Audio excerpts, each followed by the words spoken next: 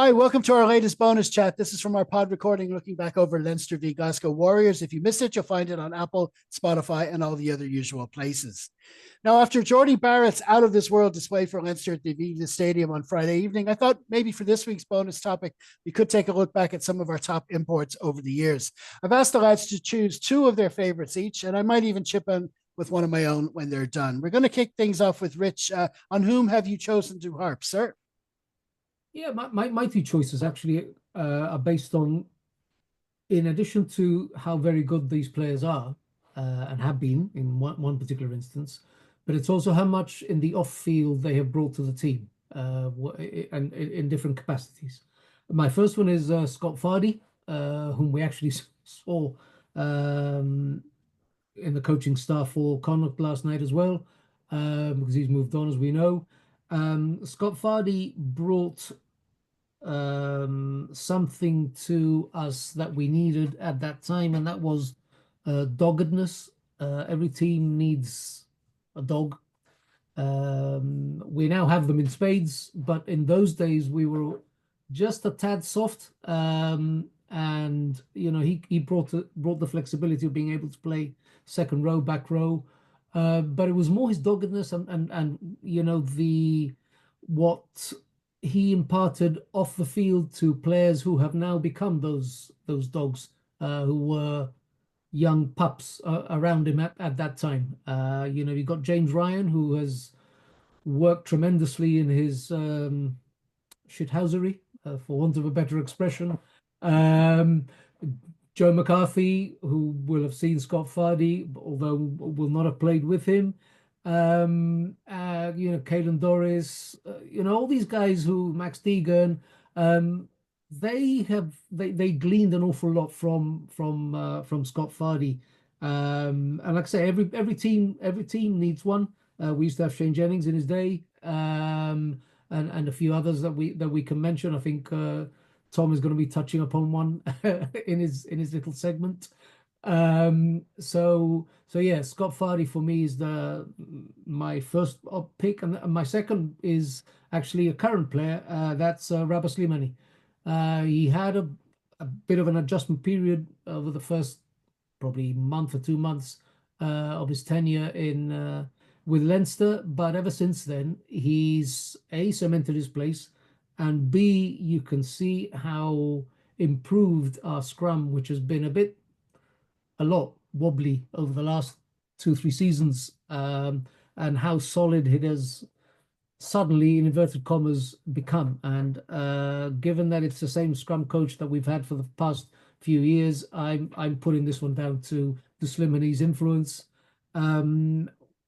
He's got his coaching ticket for as scrum coach, so he's got his badges. And I suspect an awful lot that he's doing an awful lot of coaching off the field, in the training paddock, and our scrum has come on in leaps and bounds. So those are the two players I've chosen for the reasons I've mentioned, which is not just what they put in on the field, but also for the influence that they have outside the field. And of course, the one person who's brought us into this conversation, Geordie Barrett, is in a similar vein. Yeah, absolutely. I mean, that's the thing, but that's the theme about these imported players. You always see comments whenever anyone mentions an imported player online. There's always comments underneath saying, "Oh, but they're taking game time from an Irish player." But it's not just what you see on the pitch. I mean, that is technically true, but we do have four provinces, and these players can come in and influence the squad. You mentioned Scott Fardy there. I remember one game. I think it was literally the last game before the COVID wall came down, in 2020.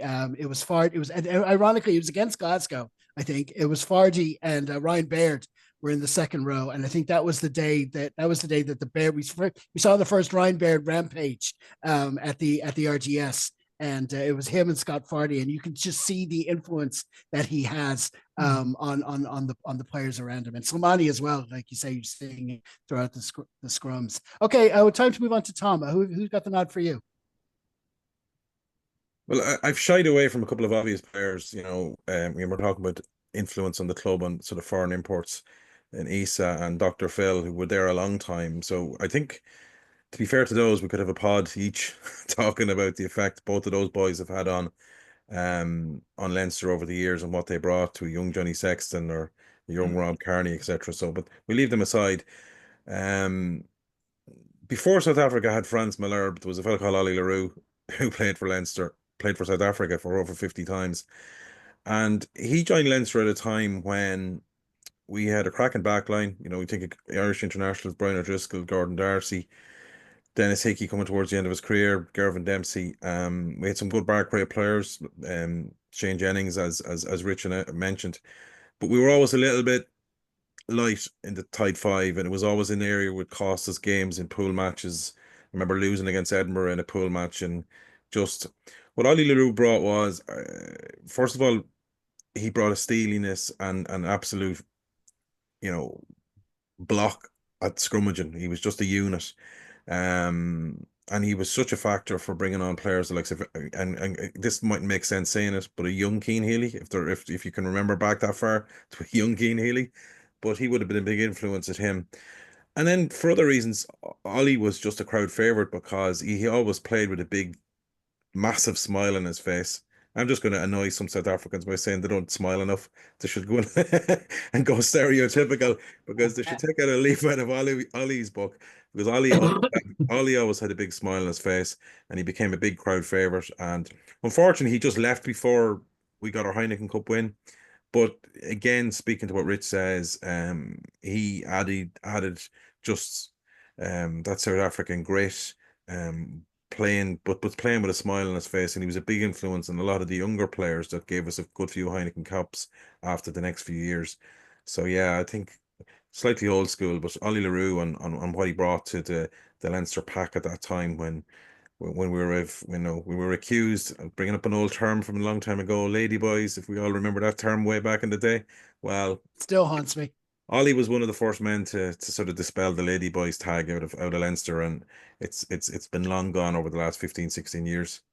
Um, Second of all, look, Geordie Barrett may get in, take this title away if all things go well between now and May, but I think, the guy that made the obvious short impact over a short space of time is the Scarlet Pimpernel himself, Rocky Elsom. We're not going to get into what's happening at the moment, but just purely on the pitch, this guy, I know he made his debut for Leinster, and I think it was an 18-0 or a 30-0 defeat to Munster in the RDS. Just, he's probably thinking to himself, what the hell have I joined here? But that guy just was the drive to win, will to win. He had a good back row beside him in Jamie Heaslip, and Shane Jennings was still there. We had a really good Sean O'Brien was there, but he just brought that team to another level on trying to win that first Heineken Cup and get the monkey off our back. Just, I think he got something like 7 man of the matches in 8 games, something absolutely ridiculous. His performance against Quins away, in the Stoop in the famous Bloodgate match, his performance in the final against Leicester, and the semi-final against Munster in Croke Park, where I'm sure our Munster fans are still giving him out the fact that he was offside against Ian Dowling when he cleaned him out of it. But yeah, just again, uh, what he did on the pitch to raise standards, he just was outstanding, and just played at a ridiculous level. People are now looking at, with recency bias, we look at Geordie Barrett last night on the performance he put in. I would say to that people, that was Rocky Elsom for about 8 games in a row, where you're like, bloody hell, this guy's playing at a different level. Outstanding carrying back row, big physical number 6. Just a big influence on Sean O'Brien, because O'Brien has said it, publicly, just the way how to carry, how to be, just be aggressive in the carry. So, the 2 guys I've mentioned, Ollie Leroux and his impact on the likes of Keane Healy, and Rocky's influence on the likes of Sean O'Brien. We see what the importance, and as Rich pointed out, Slimani and what he's doing, the importance of what those players bring to both on the pitch and then to younger players around them, and what that can do. It gives standards. It gives standards to other team members and what they can achieve and how good they can get. So yeah, Rocky himself, wherever he is listening, Yeah, absolutely. Yeah, I mean, like I think the words you said for Ollie is old school. He's the old school prop.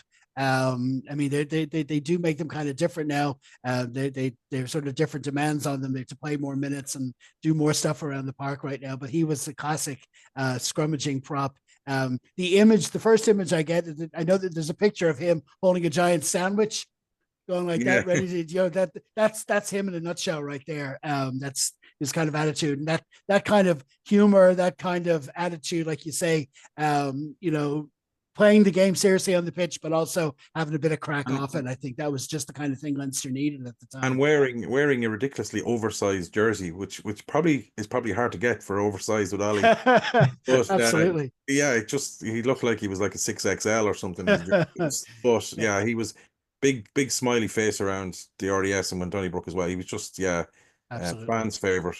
Yeah, absolutely. True Leinster legend, and Rocky as well. Like he was crucial for that first Heineken Cup win. Well, listen, I thought I'd pick one myself, and you said about Isa. I might as well harp on him. I mean, while it was an absolute travesty that ridiculous red tape denied Test Rugby of his immense talents, that level's loss was definitely Leinster's gain. And in two spells, he certainly earned legendary status at the club, which even had a trademark chant to go with it. Not something that Leinster are really known for, having chants like that. We were talking about that during the week. Originally, he was a utility back from Auckland. That was the sort of mini CV we had when he was coming over, and he went on to play virtually every position in the backline at some stage.